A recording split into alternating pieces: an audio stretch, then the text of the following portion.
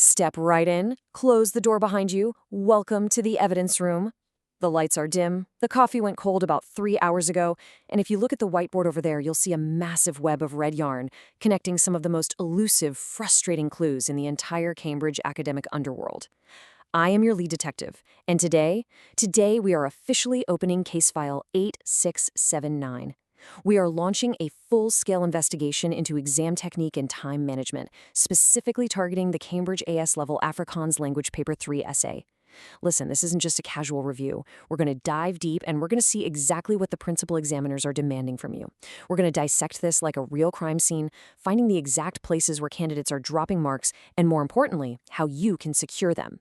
So grab a notepad, settle in, and let's get to work. Now, you might be wondering, out of all the cases sitting on my desk, why are we prioritizing this specific one today? Well, the answer comes down to one absolutely crucial number: 15. 15%. Mastering the specific exam technique and time management matrix we're about to cover accounts for approximately 15% of the total marks in Paper 2 of the 8679 syllabus. But here is the kicker. It acts as the ultimate multiplier for your Paper 3 essay. Think about that for a second. It is quite literally the critical difference between securing that top-tier grade you've been grinding for and watching your entire case just completely fall apart on exam day. When a student mismanages their time in that exam hall, or worse, misinterprets a complex Afrikaans text, they aren't just losing a mark or two. They are actively bleeding out significant portions of their final grade profile. It's a massive leak, and we need to stop that leak immediately. You can't afford to leave 15% up to chance. No way. So, to make sure you secure a flawless band score, we're going to be following a very strict chronological 5-phase protocol today. First up, forensic evidence. Second, the interrogation debate. Third, we do a structural upgrade. Fourth, we step into the live evidence room. And finally, case closed. Let's move. Starting with Phase 1, forensic evidence. This is where we re-examine the core assessment objectives. To process this incredibly complex scene, I've brought in my two top operatives to the evidence board. On one side, we have Agent Alex. Now, Alex is a procedural whiz who gathers vast mountains of raw, physical evidence and facts. On the other side, we have Agent Sam. Sam is fast-acting, always jumping to immediate analytical conclusions. But here's the problem. If you just rely on Alex's facts or Sam's rushed assumptions, you fail the case. Notice how the Cambridge Assessment Framework on your screen scales up systematically. At the very bottom, it starts right at Alex's comfort zone, knowledge and understanding. That's the baseline. But true academic benchmarks, they prioritize analytical depth over superficial breadth. So we step up to the second tier, analysis. This is where you actually break down the relationships hidden within the stimulus material. But the highest tier, the absolute holy grail that cracks the case wide open, is evaluation. Successful candidates don't just dump facts or rush to conclusions. They demonstrate connected, conceptual competence across all three of these domains. You have to climb that ladder. Let me tell you, misinterpreting an examiner's command word is exactly like a fingerprint mismatch. It instantly gets your entire case thrown right out of court. If you simply describe what happens in the Afrikaans text instead of evaluating it, you've essentially arrested the wrong suspect. It's a shallow, descriptive statement versus a high-value, evaluative argument. Higher-order assessment objectives absolutely demand the evaluation of alternatives. They want to see the comparison of different approaches. They want fully justified recommendations.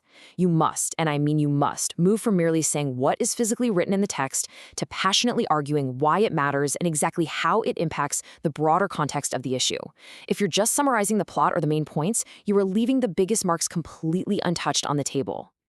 But listen, don't panic. There are actually safety nets built right into the Cambridge system. Specifically, we're talking about the method mark strategy. The examiners, believe it or not, actually want to see your systematic processing. They want to see the procedural framework behind your thinking. Think of it this way. Even if your final conclusion or your final answer is completely off base, showing your logical, step-by-step reasoning proves to the examiner that you understand the mechanics of the crime scene. Method marks can literally save a failing case. It's not just about the final destination, it's about the journey you took to get there. Show your work. Prove your logic. Give them a reason to give you those points. Which brings us to Phase 2, the interrogation debate. It's time to stitch together that model response. So let's step into the interrogation room. Agent Alex is at the table, aggressively trying to overload the suspect's profile, our essay, with long, dense blocks of raw textbook definitions. Alex wants to put everything they know onto the paper, but Agent Sam slams a folder on the table and counters with this exact official precedent from the principal examiner's report. Look at the quote on the screen. Top-scoring candidates demonstrate evaluative thinking by questioning assumptions, considering different perspectives, and justifying decisions with evidence. This is the key.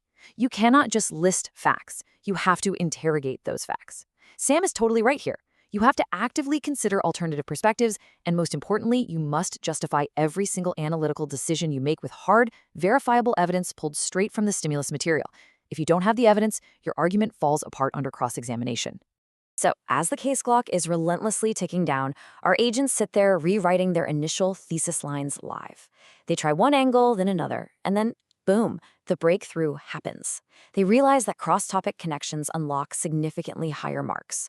It's like finding the missing coherent case motive. When you link a specific theme from your Paper 3 essay back to a broader, core syllabus principle, you're showing the examiner that you don't just see the single, isolated crime scene.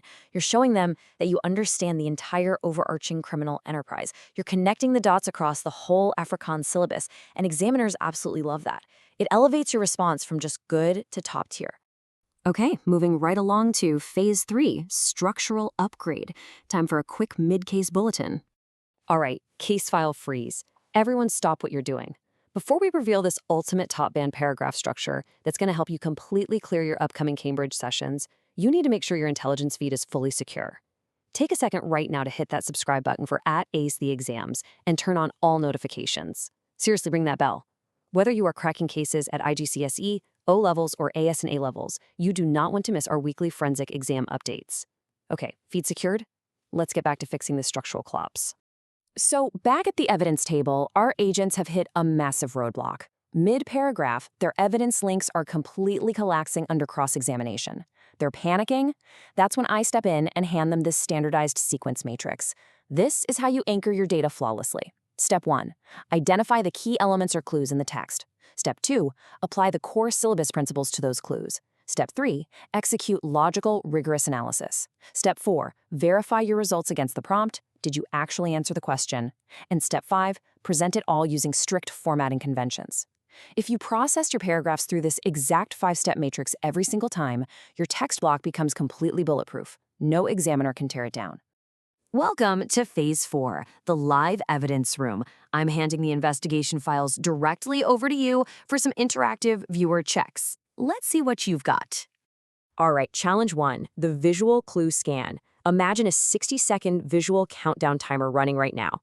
When you open that Afrikaans text case study, your job isn't to read every single word straight away. That completely wastes your precious case clock. Instead, you need to scan and extract the single highest yielding core trend. What is the main argument? What is the central conflict? Identifying this overarching relationship immediately gives you your thesis statement.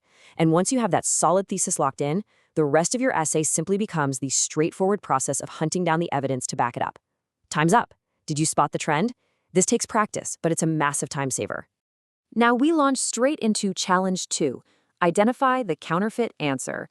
To build this, we've pulled the top 3 examiner warnings straight from the official principal examiner reports. Number 1, answers are way too vague. Number 2, students have completely forgotten format conventions. And number 3, the essay is severely lacking in specific context. Now, I'm going to present a flawed, medium-tier sample student response paragraph to you. Your job as a detective is to locate the exact sentence where false logic or descriptive fluff destroys the overall mark integrity. Ready? Let's get the digital marker out. Look right there, right smack in the middle of the paragraph. The student made a massive, broad claim without citing a specific line from the text, and they completely failed to use the correct terminology. This right here, this is exactly where a potential top-band case gets immediately downgraded to a mid-tier warning. It honestly doesn't matter how beautifully you write or how great your vocabulary is if the forensic substance simply isn't there to back it up.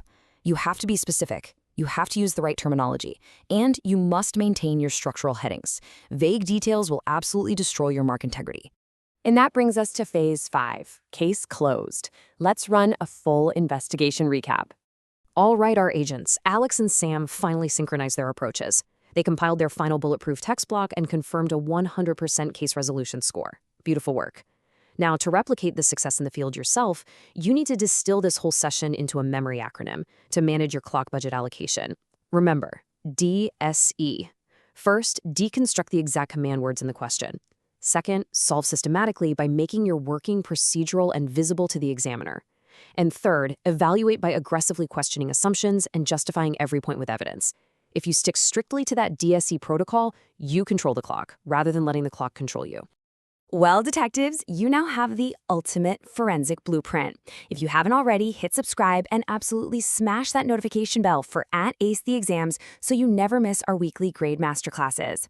And before you go, drop a comment below and tell me exactly which Cambridge subject and level, whether it's IGCSE, O, A, S, or A level, you are preparing to conquer next. But I want to leave you with one final thought before you walk out of this evidence room. If you were handed your final exam paper right this very second, would you be the detective who systematically solves the case or the one who lets all the clues just slip away? The choice is yours. Stay sharp out there.